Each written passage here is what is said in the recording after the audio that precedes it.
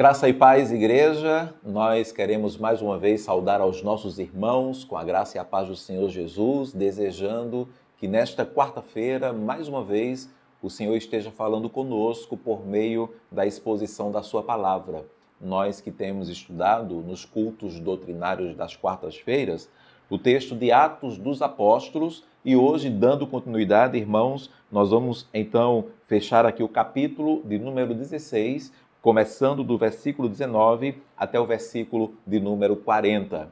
E eis aqui, irmãos, então, agora, um dos episódios mais conhecidos ali no livro de Atos, que seria, então, a prisão de Paulo e Silas ali em Filipos. Lembrando, irmãos, que no contexto aqui, eles estão na segunda viagem missionária e se encontram exatamente ali na cidade de Filipos. E nós vimos aí anteriormente que quando eles estavam na residência da nova convertida, a irmã Lídia, e eles estavam ali a caminho do lugar de oração, então uma jovem possessa que sempre interceptava-os e seguia-os, ela tem o espírito maligno ali expulso por Paulo e era um espírito de adivinhação. E a partir do versículo de número 19, que nós veremos hoje, veremos então o desenrolar dessa história. Primeiro, irmãos, do versículo 19 até o verso de número 26, que tem por título Paulo e Silas são açoitados e presos.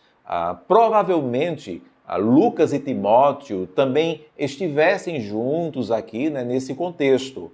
Mas apenas Paulo e Silas foram presos e certamente por serem judeus. Lucas, ele era gentil de Antioquia da Síria e Timóteo, ele era um meio gentil de Listra e por isso estes dois não foram acusados também. E justamente, irmãos, a acusação, o versículo 19, vendo então os seus senhores, os senhores daquela jovem com espírito de adivinhação, em que se lhe desfizera ali a esperança do lucro, porque Paulo expulsou o espírito ali do corpo daquela mulher. Então, agarrando em Paulo e Silas, os arrastaram para a praça à presença das autoridades. E aí, junto com a raiva que sentiram por Paulo ter acabado com o negócio deles, ainda os acusam de propagarem uma religião ilegal e de perturbar a paz.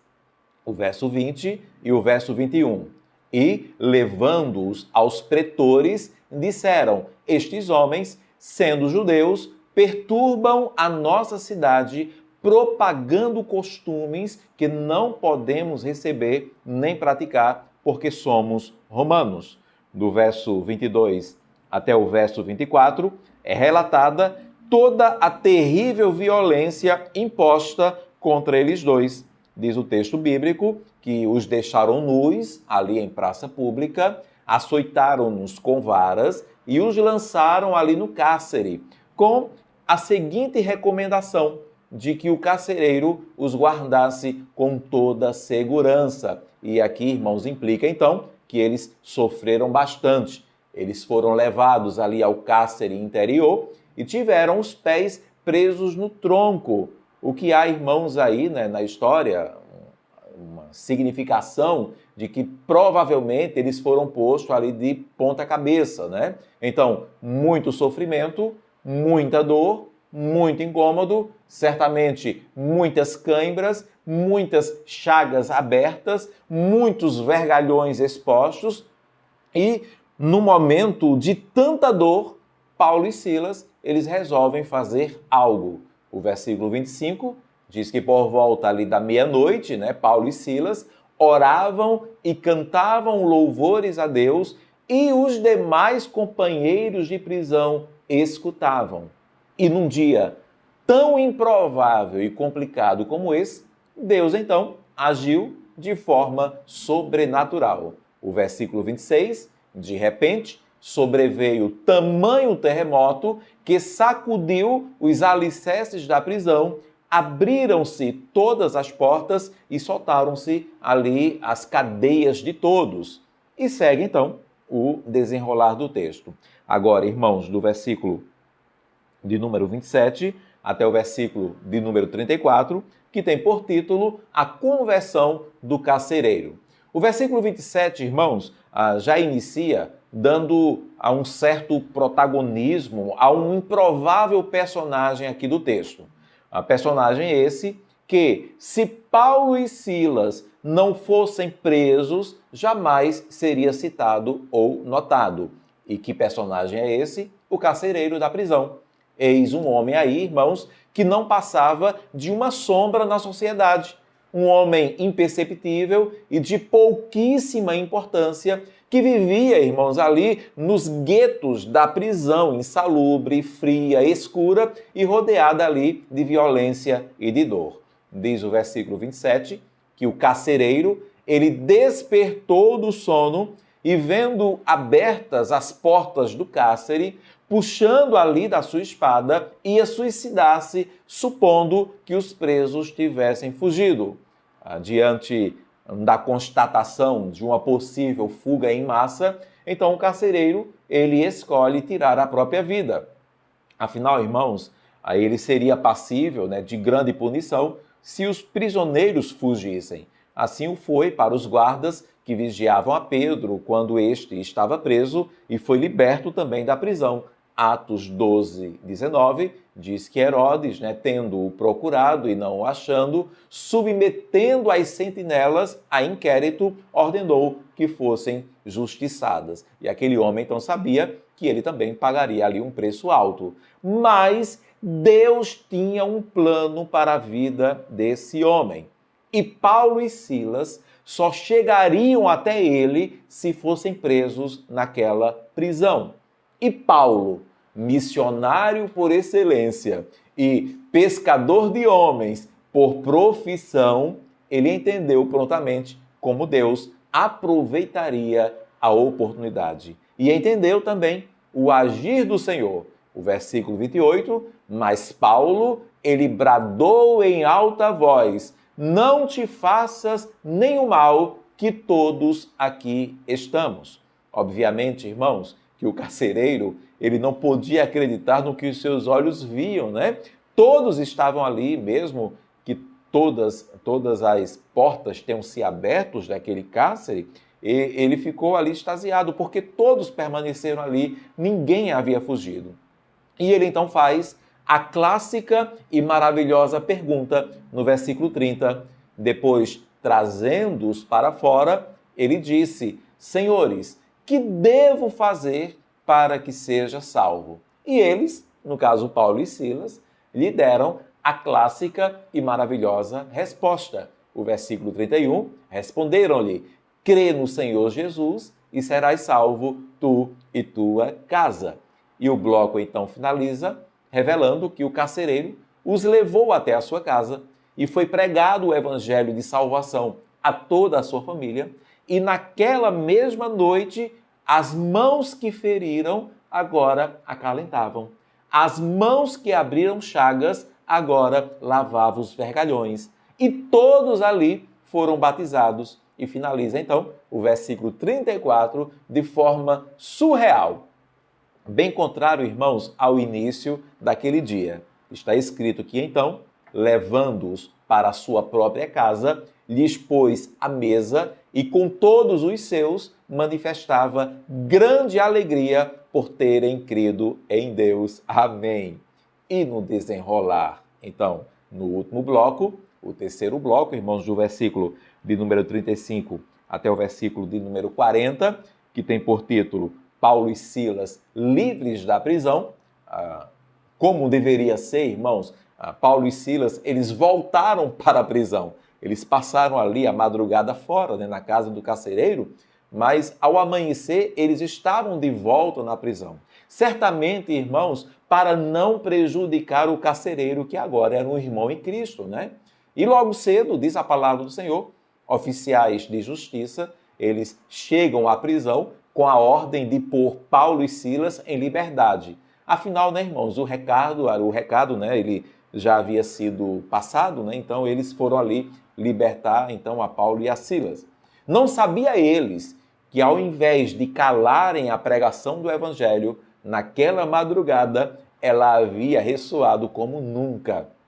E o próprio irmão em Cristo, ali o carcereiro, ele anunciou a boa nova a Paulo e a Silas, que eles seriam libertos. Entretanto, algo surpreendente ocorreu. O versículo 37. Paulo, porém, lhes replicou, sem ter havido processo formal contra nós, nos açoitaram publicamente e nos recolheram ao cárcere, e sendo nós cidadãos romanos, querem agora às ocultas lançar-nos fora? Não será assim. Pelo contrário, venham eles, os oficiais de justiça, e pessoalmente nos ponham em liberdade. Paulo ele foi muito afoito, irmãos, aqui. Primeiro, Paulo ele revela que era cidadão romano juntamente com Silas, e sendo assim, então sendo cidadão romano, eles foram julgados injustamente. E isso iria se voltar contra eles, contra os oficiais de justiça, porque cidadãos romanos eram isentos de açoitamento e de tortura, tudo o que aconteceu a Paulo e a Silas. E se cidadãos romanos fossem julgados numa corte romana, eles tinham inclusive o direito de apelar sua causa a César. Mas, e aí agora segundo, se isso era verdade, e o era, de fato Paulo e Silas eram cidadãos romanos, por que então que Paulo não revelou antes? Por que ele não revelou quando ele foi preso, antes de apanhar? Bem, irmãos, o fato é que, quando as autoridades souberam disso, ficaram, obviamente, cheias de temor e fizeram, de forma humilhante, exatamente como Paulo exigiu, no versículo 39. Então, foram ter com eles e lhes pediram desculpas, o jogo virou, irmãos? E, relaxando-lhes a prisão, rogaram, ali eles suplicaram para que Paulo e Silas se retirassem ali da cidade. E o versículo 40 finaliza então dizendo que, tendo-se retirado do cárcere, dirigiram-se para a casa de Lídia e, vendo os irmãos, os confortavam. Então, eles partiram. Ok, irmãos, o que nós podemos aprender aqui, irmãos? Como podemos aplicar, irmãos, aqui esse texto às nossas vidas, no nosso contexto? Que aplicação nós podemos tirar de tudo isso que nós vemos aqui? Primeiro, irmãos, a primeira aplicação, a primeira lição que nós recebemos dessa passagem é que a injustiça não deve deter a justiça do Senhor. Paulo e Silas pagaram um preço enorme pelo ato de expulsar um demônio. Um demônio que, inclusive, irmãos, ali na boca daquela mulher estava, como nós já vimos, falando até uma verdade. Mas para Paulo, Paulo não foi tolerante com isso. É um demônio, então tem que ser expulso. Mas eles se mantiveram fiéis e seguros ali, da palavra deles, da atitude deles, ainda que no perigo de sofrerem a injustiça desse mundo. Por vezes, irmãos, e só Deus sabe o que o futuro reserva à igreja do Senhor Jesus. Por vezes, estaremos entre fazermos o certo e sofrermos injustiça, como foi com Paulo e Silas, ou nos calarmos e permitirmos que a injustiça contra Deus prevaleça. A segunda lição que podemos tirar aqui desse texto, ou aplicação para a nossa vida, é que o momento de louvor e adoração pode ser o mais improvável. Se eu perguntasse aqui qual é o melhor momento de louvar a Deus, qual o ambiente mais propício? Bem, irmãos, nós costumamos louvar a Deus apenas quando tudo vai bem, quando as vitórias chegam, e as derrotas são dissipadas, Paulo e Silas dão uma lição à igreja do presente século. Eles louvam no pior momento, eles louvam na pior hora, eles louvam na pior posição, eles louvam feridos, doloridos, nus, ensanguentados, de ponta cabeça, presos. Eles louvam na derrota, eles louvam na prisão, no pior cárcere. Mas eu pergunto, qual é o resultado do louvor à meia-noite, na hora do sofrimento? Atos 16, versículo 25. Por volta da meia-noite, Paulo e Silas oravam e cantavam louvores a Deus, e os demais companheiros de prisão escutavam. E eu pergunto, qual o maior testemunho? O louvor que sai dos lábios dos que se sentem bem? Ou o louvor que sai dos lábios de quem está indo tudo mal, mesmo passando por lutas, por apertos, por sofrimento, ainda assim louva a Deus? Qual testemunho fala mais alto? O que nos leva, então, ao próximo aprendizado, à próxima lição, à próxima aplicação. Terceiro, onde Deus me semear, é ali que eu vou frutificar. Eu não sei onde estás, em que situação tu te encontras, o quão insatisfeito estás com o teu estado. Mas uma coisa eu te garanto, nenhum de nós se encontra num lugar e situação pior do que Paulo e Silas. E ali eles enxergaram uma oportunidade para pregar a palavra.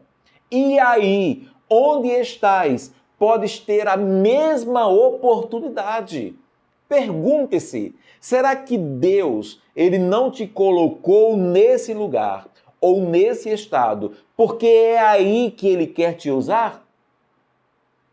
A quarta lição, ou a quarta aplicação, irmãos, que nós podemos retirar desse texto é: busque bem, direito, sabe? Busque bem o discernimento para sempre servir melhor. Queridos, há uma possibilidade enorme. É porque não é nos revelado no texto, mas há uma possibilidade enorme de Paulo ele ter a noção da sua situação romana já no momento da sua prisão, irmãos, dele ter aquela consciência de que, claro, era um cidadão romano e que ele poderia usar isso a seu favor. Agora eu pergunto, e por que ele não recorreu a esse recurso antes? Por que ele não gritou antes dos açoites? Por que ele não evitou as varadas, a prisão, o cárcere? Bastava Paulo dizer, eu sou um cidadão romano. E toda dor, irmãos, seria evitada. Toda dor. Mas Paulo e Silas também, claro, eles se calam. E ele guarda esse recurso até o último momento. Eu me pergunto, irmãos, será que Paulo não teve um discernimento? Porque uma coisa é certa, se ele revela antes a sua cidadania romana, eles não seriam presos. Eles não iriam até o cárcere interior. Ou seja, eles não conheceriam o carcereiro. E certamente, irmãos, esse homem e sua família não seriam alcançados pelo Evangelho do Senhor Jesus Cristo. Deus levou Paulo e Silas para onde não poderiam ir senão presos. Busquemos, irmãos, este mesmo discernimento que nos capacitará, irmãos, de aceitarmos as piores situações da vida como sendo uma oportunidade de alcançar perdidos para Jesus. Primeiro, irmãos, eu aprendo com esse texto. A injustiça não deve deter a justiça do Senhor. Segundo, o momento de louvor e adoração pode ser o mais improvável. Terceiro, onde Deus me semear, é ali que eu vou frutificar. E a quarta e última lição, busque bem o discernimento para sempre servir melhor. Ainda que tudo te vá mal, ainda que estejas onde não gostarias, talvez seja ali onde você propagará o Evangelho do Senhor Jesus e vidas serão salvas, ainda que na prisão. Oremos ao nosso Deus. Pai, muito obrigado, Deus, pela explanação da tua palavra, pela exposição desse texto. Texto este, Senhor, que fala tanto aos nossos corações. E eu clamo que, em nome do teu Filho Jesus Cristo, aquilo que o Espírito Santo do Senhor nos trouxe nesta noite, encontre guarida nos nossos corações. Nos ajude, nos fortaleça e nos leve, Deus, a termos essa consciência, Pai, missionária, Senhor. E que mesmo nos momentos mais difíceis da nossa vida, Senhor, vindo sobre nós qualquer tipo de dor, de luta, de tribulação, onde quer que estejamos, Senhor, que ali seja enxergado por nós como uma rica oportunidade de pregar a tua palavra. Usa-nos em tuas mãos, Senhor. Faz assim, Deus, no nome de Cristo Jesus, que vive e reina para todos sempre. Amém e amém. Que Deus nos abençoe, irmãos.